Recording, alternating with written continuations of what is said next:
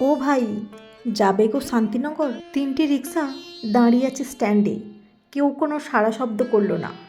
অস্থি চর্মসার, মুখ ভর্তি দাড়ি একজন মাঝবয়সী রিক্সা চালক যাত্রী নামিয়ে ফিরল মনে হয়। গা চপচপে ভিজে তার। সে হাঁক দিল, যাবেন কোথায় মাসিমা? শান্তিনগর। বেশি ভাড়া লাগবে। কেন রে? ভাড়া তো 20 টাকা। বেশি না, 5 টাকা বেশি দিতে হবে। কেউ 10, কেউ 20 টাকা বেশিও দিচ্ছে। এই কাঠফাটা রোদে লু বইছে, কেউ ঘর থেকে বেরোচ্ছে না, যাত্রী কম। রিক্সা টেনে অনেকেই অসুস্থ হয়ে পড়ছে, কেউ রাজি হবে না। নেহাত আমার বলে চুপ করে গেল সজল। 55 বছর বয়স্কা সরলা দেবী ভুরু কুঁচকে বলে উঠলেন, তোরা সব হয়েছিস একরকম। যেই দেখেছিস বিপদে পড়েছি অমনি সুযোগের সদ্ব্যবহার করছিস। তবু তুই রাজি হয়েছিস, কেউ তো যেতেই চাইছে না, টাকা বেশিতেও রাজি হচ্ছে না।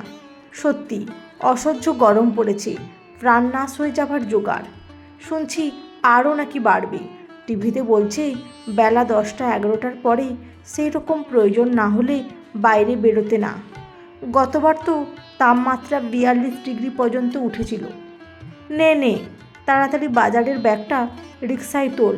এই রোদে বেশিক্ষণ দাঁড়াতে পারছি না, ব্যাগটা এত ভারী, পায়ে যন্ত্রণা করছে। সজল ব্যাগটা রিক্সায় তুলে দিল, সরলা দেবীকে ধরে রিক্সায় বসালো যত্নে। সরলা দেবী রিক্সায় উঠে স্বস্তির শ্বাস নিল। শাড়ির আঁচলটা দিয়ে মুখ মুছে নিয়ে জলের বোতল থেকে জল একটু গলায় ঢেলে চোখে মুখে ঘাড়ে জল দিল। মাসিমা, একটা কথা জিজ্ঞাসা করি, কিছু যদি না মনে করেন? বল না। মাসিমা, এই টাঠা পড়া দুপুরে ঝাঁঝা রোদে বেরিয়েছেন কেন? আপনার বাড়িতে আর কেউ নেই বাজার করার মতো? আপনার ছেলে মেয়ে? আমার একটাই ছেলে আর নাতনি আছে। তোর মেসোমশাই বেঁচে থাকলে কি আর আমাকে বাজার করতে দিত? আজ নাতনির জন্মদিন, আর সেই জন্যই তো আমি বাজারে গেছিলাম। ছেলে বলেছে অনলাইনে অর্ডার করবি, আমি না করেছি। তাছাড়া যে স্বাদ ঘরের নিজের হাতে রান্না করা খাবারেই পাওয়া যায়, সেটা কি অনলাইনের বাইরের খাবারে মেলে রে? কতটা ভালোবাসা মেশানো আছে তাতে। আর ছেলে চাকরি নিয়ে খুব ব্যস্ত, সারাক্ষণ ল্যাপটপে মুখ গুজে থাকে, দম ফেলার সময় নেই তার। আমাকে বলেছে গরমে না বেরোতে, আমি বেরিয়েছি ছেলেকে না জানিয়ে। নাতনির জন্মদিন, একটু ভালো মন্দ রান্না না করলে হয়? আমার হাতের চিংড়ি মাছের মালাইকারি আর মটন কষা খেতে খুব ভালোবাসে আমার নাতনি। তাই তো বাজারে গেছিলাম। একটু একটু করে বাজার করতে করতে ব্যাগ ভারী হয়ে গেল। কেন, আপনার বৌমা? আমার নাতনি সেই ভাগ্য করে আসেনি রে, তার কপালে মা ডাকার মতো কেউ নেই। বৌমা জন্ম দিয়েই একদিন বাদে চলে গেল না ফেরার দেশে। সবাই যখন নতুন বছরে বর্ষবরণে ব্যস্ত, বছরের শেষ হবার সঙ্গে সঙ্গে আমার ছেলের জীবনটাও শেষ হয়ে গেল। নতুন বছরে সূর্য ওঠার আগেই সূর্যাস্ত নেমে এলো আমাদের সংসারে। খুব ভালো ছিল আমার বৌমা। নাতনিটার জন্মদিন করতে যায় না ছেলে, ওর মনে পড়ে যায় বৌমাকে। কিন্তু আমি করি। নাতনিটা কী দোষ করেছে? খুব মায়া হয় ওর মুখটার দিকে দেখলে। ছেলেটার দিকে তাকানোও যায় না। কত বলেছি আবার বিয়ে কর না তুই। না, সেই এক কথা, অনুর জায়গায় কাউকে বসাতে পারবো না। নাতনিটা সেদিন পয়লা বৈশাখের কার্ডটা দেখে একলা বৈশাখ বলে মন খারাপ করছিল। ওটা পয়লা বৈশাখ হবে রে সোনা। না না বলে মাথা নাড়ায়। আমার মা নেই, সবার মা আছে, আমি তো একলাই। একলা বৈশাখ হবে। বৈশাখ মাসটা ভালো নয় ঠাম্মি। আমার বন্ধুরা সবাই প্রভাত ফেরিতে যায়, ওদের মা খুব সুন্দর করে সাজিয়ে দেয়।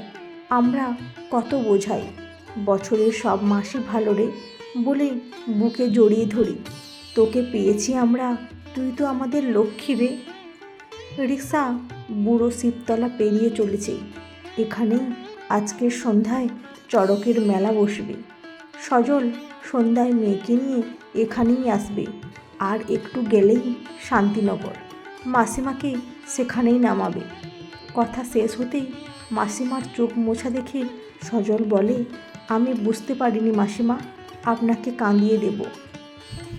আপনার নাতনির বয়সী আমার মেয়ে, মাস পয়লায় তাকে জামা কিনে দেব, সেদিন আমার মেয়েরও জন্মদিন, তাই তো বেশি করে টাকা চাইলাম। আজকাল সবাই অনলাইনে প্রয়োজনীয় জিনিসপত্র কিনে নেয়।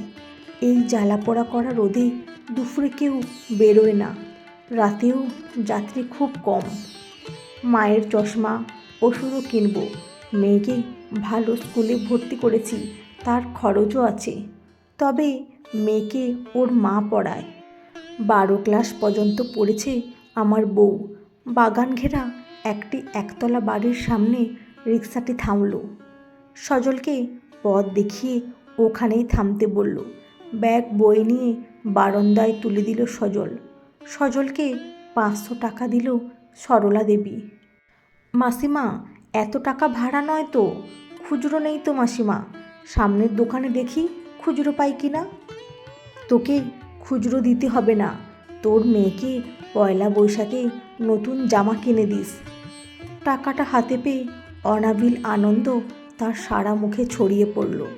টাকাটা থলেতে ভরে সজল বলল, মাসিমা একটা খাতা পেন দিন তো, আমার ফোন নম্বরটা দিয়ে যাই, যখন দরকার হবে বলবেন, আমি চলে আসব।